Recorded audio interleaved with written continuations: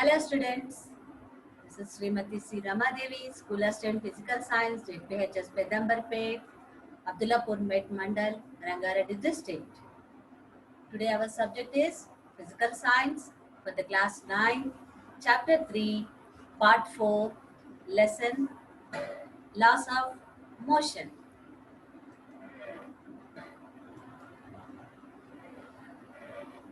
Now, in the previous class we have studied momentum, Newton's second law, Newton's third law, Newton's first law. Now we'll take a quick recap of momentum, and in today our topic is conservation of momentum, impulse and impulsive forces. Okay, right. Coming to momentum. Now in the previous class we have already studied that the momentum of a body is simply defined as the product of its mass and its velocity, isn't it? So the momentum is equals to the product of mass and velocity. Mass of the object is denoted by the letter m, and the velocity of the object is denoted by the letter v. Therefore, the momentum is denoted by the letter p. So p is equals to mv. Momentum is the product of mass and velocity. Now Newton stated as this is the momentum is nothing but mass in motion. As all the objects have the mass and that object is in the motion, then it acquires momentum, isn't it? Momentum is a vector quantity because velocity is a vector quantity. Hence, the direction of the momentum is in the direction of the velocity. Now, the SI unit of the momentum is kg meter per second or Newton second. Now, here we see the picture that a man is applying force on some object which having the mass m, and when we apply some force, what happens? The mass is in state of motion. Then what happens? The velocity is acquired by it. The product of mass and velocity gives us the momentum. The direction of the velocity is similar to the direction of the momentum. Therefore, we conclude that the momentum is a vector quantity, and because the velocity is a vector quantity. Okay, right. Here we have already seen that momentum. Now, what is this conservation of momentum? What is going to be conserved here? Okay, we are seeing here two objects of masses m1 and m2. Here the bigger blue color marble or the object which is having the mass m1, and smaller red color marble, the object that having the mass m2. Now they are traveling with the different velocities u1 and u2 respectively in the same direction along the straight line. See, the direction is given u1 and u2. They are moving in the same straight line. Okay. If u1 is greater than u2, that means the velocity of the first ball is greater than the second ball. Then what happens? They collide each other, and the collision lasts for t time, which is very small. After collision, what happens? The marble velocities changes, isn't it, children? See, you see that in the figure, the velocities of the first ball and the second ball is going to be changed there. Okay. Now see here. During the collision, the first marble exerts a force on the second marble, F21, and the second marble exerts a force on the first marble, F12. When these two are colliding, what is happening?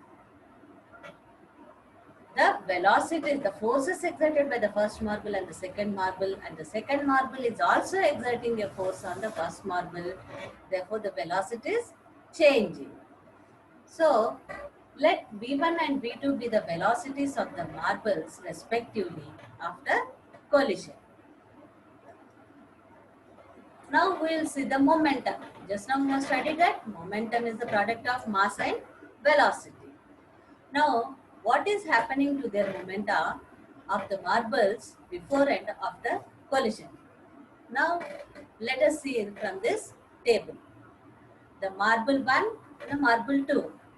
Momentum before collision is for the first marble M1 and M1 into U1, and for the second marble M2 into U2, because the initial velocities we have taken as U1 and U2.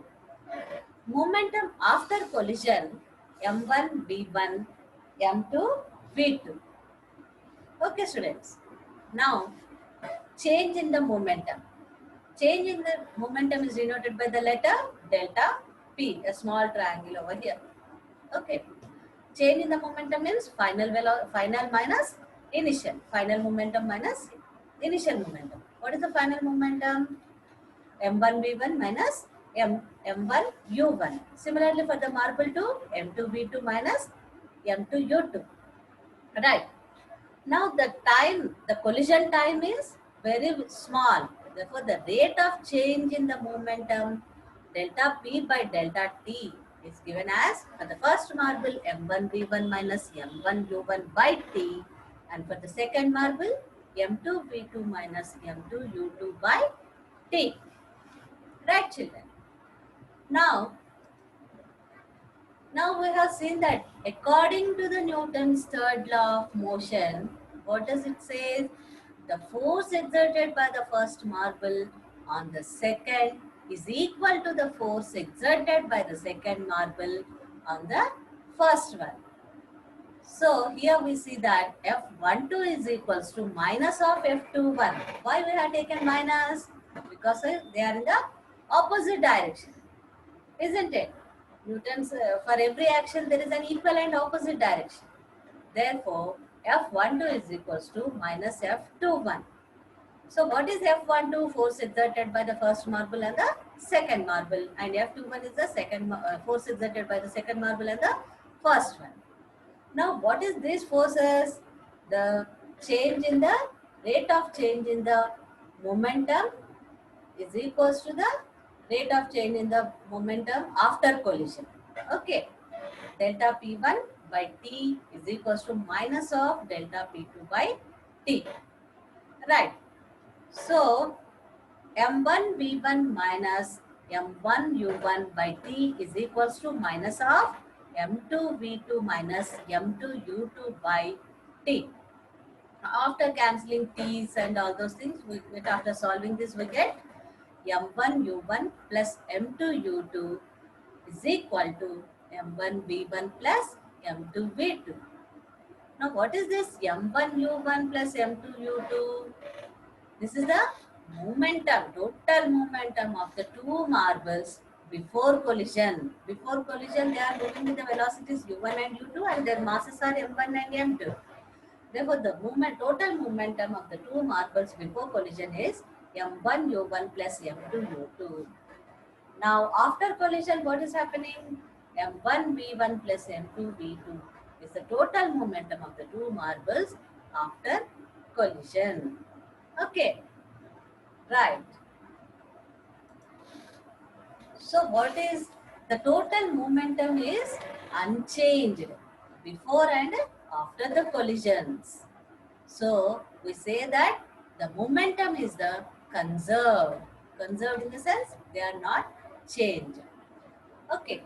Now with this, we have concluded a law, that is law of conservation of momentum. What does it state? It states that in the absence of a net external force on the system, the momentum of the system remains unchanged. That is, the collision, total momentum before collision is equals to the total momentum after collision of the two bodies. A system is said to be isolated. Isolated in the sense free, when the net external force acting on it is zero. We know that when no external force is there, then the system is not going to be change. The momentum of the system remains unchanged. This is called the law of conservation of momentum. Here we see an example. That a picture in the picture we see that athlete after taking the high jump he is landing in the on the sand. Now here one more picture here that a player athlete she's also landed after taking a long jump. She landed on the sand. Why they landed there? Why athletes often lands on sand after taking high jump? They because this is because when an athlete lands from a height on a hard floor, he may hurt his feet because his feet come to rest almostly in a very short interval of time. So, a very large force is exerted by the floor on his feet. So, what did he do? When he lands on the sand or the foam, his feet pushes the sand for some distance. Therefore, the time duration in which his feet come to rest increases. As a result, the force exerted on his feet decreases and he is saved from getting hurt. Followed, children. So, as the he experiences a smaller force in the sand for a longer time, therefore, his feet is going to be hurt very less. Okay, in order to minimize the his net force, the stopping time to be maximized. Here, here we see another example. Now here we are seeing the cricketer. Why does a fielder catch a fast moving cricket ball by pulling back his arms while catching it? Now here we are seeing a ball is caught by the fielder, but in the first situation, second situation, third situation, what is happening? He is taking the long time to reduce the force. The momentum of the ball is more. The first position, the momentum of the ball is more. So he is reducing maximizing the time and reducing the force of the ball, isn't it? So we'll see that if he doesn't pull his hands back, the ball definitely hurts him. When he pulls back his hands, he experiences a smaller force for a longer time. The ball stops only when your hands stop. So, this shows that the change in the momentum not only depends on the magnitude of the force but also on the time during which force is exerted on that object. Here, students, okay, the rate of change of momentum will be less so that force of impact of the ball on the hands will be reduced. So in order to minimize the force, net force, you have to maximize the stopping time. Then only the fielder can stop the ball by pulling his hands back. Okay. Now here we have come to a new word, that is impulse. Impulse means it is a sudden force acting in short intervals of time. The product of the net force and the interaction time is called impulse of net force. Impulse is equivalent to the change in the momentum that an object experiences during an interaction. The forces exerted over a limited time are called impulsive forces. Okay, girls. Right. F net is equals to delta P by delta T, that we have already learned. In order to minimize the net force, you have to maximize the stopping time.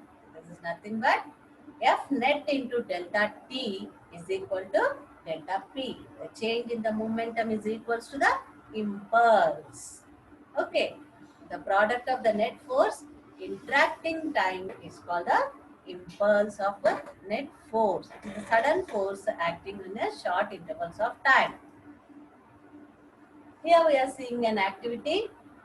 We have taken two eggs and dropped them from a certain height such that one egg falls on a concrete floor and the another egg falls on the cushion pillow.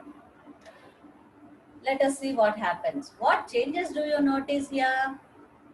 Now, when we drop the egg on the concrete floor, we have seen that it has broken. Why it has broken? Because large force acts on the egg for the short interval of time. So the impulsive forces are more here.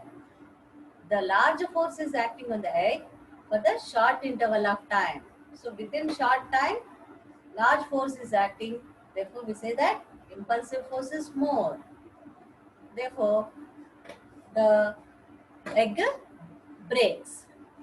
Now, what happens when we drop the egg on the cushion pillow? Will it break? No, it doesn't break. Why? Because a smaller force is acting on the egg for the longer time, isn't it? So the impulsive force is less. So we know that the change in the momentum is nothing but impulsive force. F net into delta T. Even if the change in the momentum is the same in both the cases, the magnitude of the net force acting on the egg determines whether the egg will break or not. If the magnitude is more, then what happens?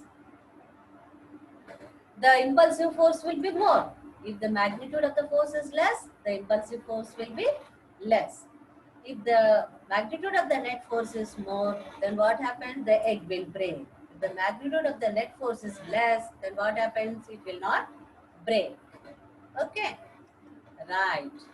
Now, till now, what we have learned, students?